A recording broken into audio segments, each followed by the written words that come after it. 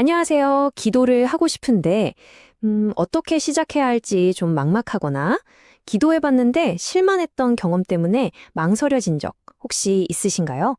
오늘 이 시간에는 기도가 어렵게 느껴지는 분들을 위해서 아주 실제적인 안내서를 함께 펼쳐보려고 합니다.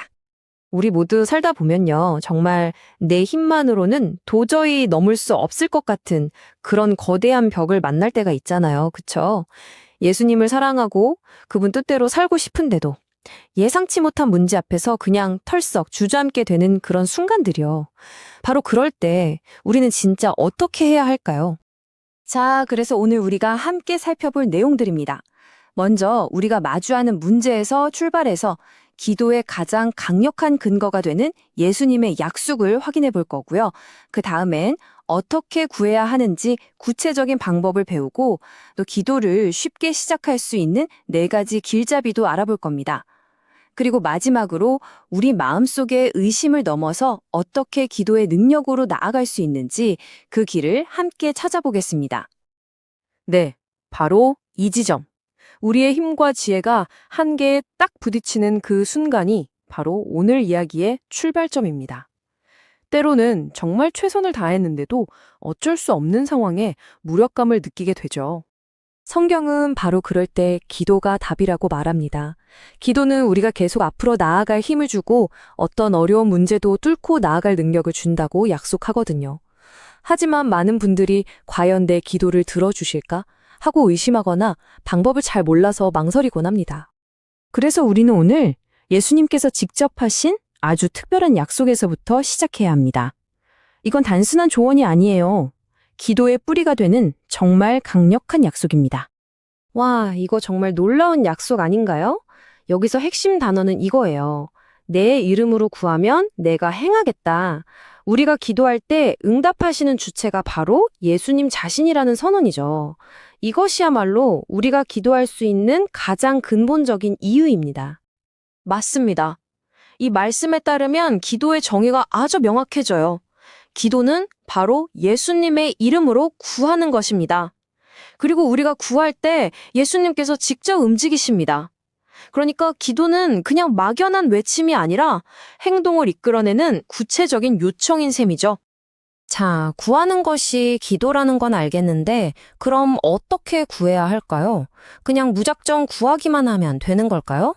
다행히도 성경은 효과적인 기도를 위한 3가지 구체적인 방법을 알려줍니다. 바로 이 3가지 방법인데요. 어린 아이처럼 솔직하게 부탁하는 것, 그리고 하나님의 선한 계획 안에서 구하는 것, 마지막으로 흔들리지 않는 믿음으로 구하는 것입니다. 자, 하나씩 자세히 살펴볼까요? 첫 번째 방법은 아주 간단합니다. 어린아이가 부모에게 하듯이 내 힘으로 할 수 없는 것을 솔직하게 부탁하는 거예요. 여기 아주 귀여운 예시가 하나 있습니다. 여기서 정말 흥미로운 점은 라이의 행동이에요. 라이는 자기 키가 닿지 않는다는 한계를 명확히 알아요. 그래서 포기하는 대신에 자기를 도와줄 수 있는 엄마를 부르죠. 엄마, 저것 좀 꺼내주세요. 이게 바로 기도의 본질입니다. 나의 한계를 인정하고 나를 도우실 수 있는 분께 구하는 것이죠. 하지만 예수님의 이름으로 구한다는 게 모든 걸 들어주는 요술램프 주문 같은 건 아니에요. 그 이름에 합당하게 구하는 게 중요하죠. 그래서 2번째 방법이 나옵니다. 바로 하나님의 선하고 완전하신 뜻 안에서 구하는 것입니다. 다시 라희 이야기로 돌아가 볼까요? 만약에 라이가 감기에 걸려서 콜록거리면서 아이스크림을 달라고 막 조른다면 사랑하는 엄마가 그 부탁을 들어줄까요? 절대 아니죠. 아이에게 가장 좋은 것을 줄 겁니다.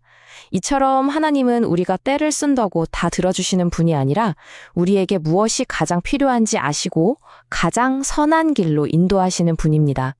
그리고 마지막 3번째 방법. 이건 기도의 효력을 결정짓는 아주 중요한 요소입니다.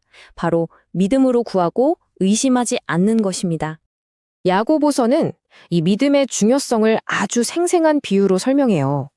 의심하는 마음은 마치 바람에 밀려서 이리저리 흔들리는 바다 물결 같다는 거죠. 얼마나 불안정한가요? 그런 마음으로는 주님께 무엇을 받을 수 없다고 단호하게 말합니다. 에이, 설마 들어주시겠어? 하는 이 작은 의심이 바로 기도의 능력을 막아서는 가장 큰 장벽일 수 있습니다. 그래서 구할 때는 반드시 응답하실 것을 믿어야 합니다.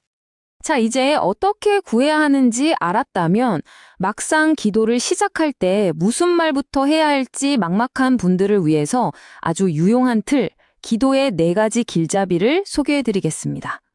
이 4가지 그림이 기도의 좋은 길잡이가 되어줄 거예요. 먼저 왕관처럼 왕이신 하나님을 찬양하는 것으로 시작하고요. 그 다음엔 내 마음을 내어드리듯 나의 죄를 솔직하게 고백합니다. 이어서 선물 상자처럼 내게 주신 모든 것에 감사하는 시간을 갖고, 그리고 마지막으로 두 손을 모으듯 다른 사람과 나 자신을 위한 필요를 구하는 간구로 나아가는 것이죠. 찬양, 회개, 감사, 간구, 이 순서를 기억하면 기도가 훨씬 쉬워질 겁니다. 이제 결론으로 나아가 보겠습니다. 기도는 어려운 숙제가 아니라 하나님의 자녀인 우리에게만 주어진 엄청난 특권이자 권리입니다.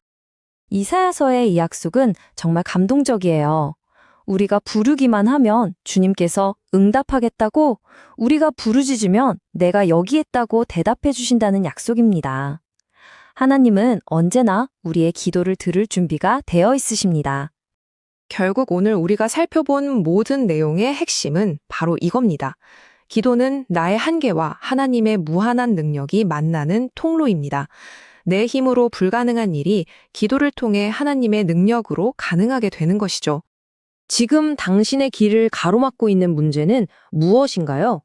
가정의 어려움인가요? 아니면 계속해서 넘어지는 나의 연약함인가요?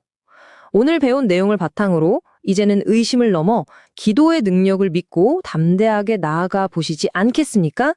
예수님이 공급하시는 힘으로 살아가는 여러분이 되기를 진심으로 축복합니다.